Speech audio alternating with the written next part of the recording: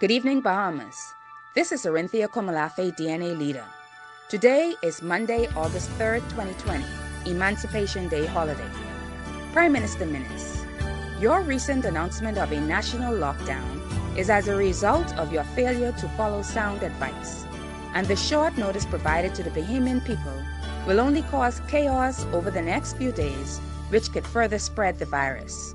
You, Mr. Prime Minister, opened the borders to international commercial travel too quickly.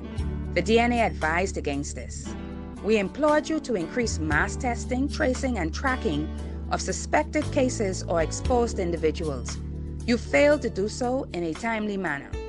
The DNA made recommendations before the first lockdown to facilitate the necessary training for healthcare workers and to procure adequate personal protective equipment for frontline workers. This advice was not followed.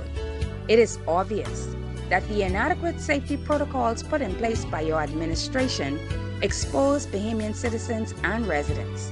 This is now being evidenced in the alarming rise in COVID-19 cases over a short period of time, when in contrast, our Caribbean counterparts are managing their circumstances better. At this time, we should be declaring islands COVID-19 free. Instead, we are seeing rising numbers while our borders remain open for international travel in spite of today's announced lockdown. Where's the logic in this? Now, there is no doubt that this recent lockdown is to clean up bad decisions taken by your administration. The Bahamian people saw this trend before, Mr. Prime Minister, when we begged you not to increase the value-added tax rate from 7.5% to 12%. We even marched, but our cries fell on deaf ears. Since that day to now, the Bahamian economy has been struggling. Since the passage of Hurricane Dorian and your administration's poor response, and now the unfortunate reality of COVID-19 being on our doorsteps and the bungling of this crisis by your administration of the same, it is unfortunate that those who are more vulnerable are being negatively impacted. To date, neither you nor any member of the government or Houses of Parliament have announced or lobbied for a pay cut in your salaries. Everyone is making the sacrifice in this pandemic and bearing the burden, businesses and individuals alike.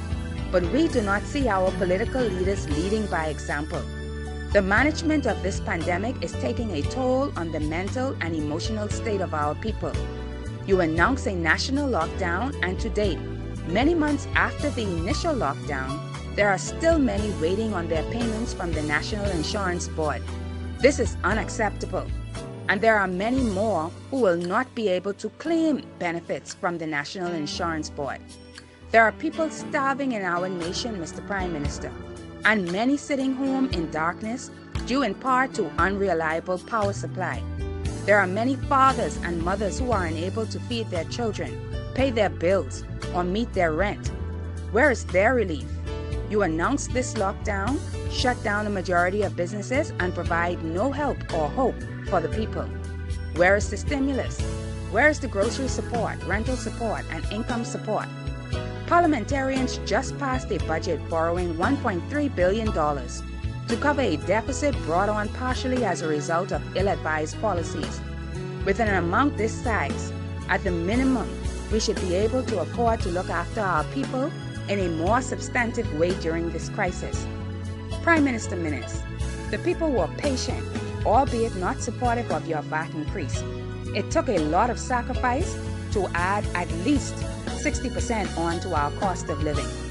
Now the people are asking you to sacrifice and look out for them. Open the purse. Ask your members to take a pay cut so that they can empathize with the people they were elected to serve. By the way, what is getting done in government now as we speak? Is it not fitting for our political leaders to take a pay cut? Bahamians, I pray that you will continue to pray for our leaders, that they will have the wisdom, knowledge, understanding, and compassion to lead us through this most difficult time in our nation's history. I know that the road is not easy and times are tough, but I encourage you to remain steadfast in faith, knowing that God will see us through this crisis. There is no other help we know. There is just no other help.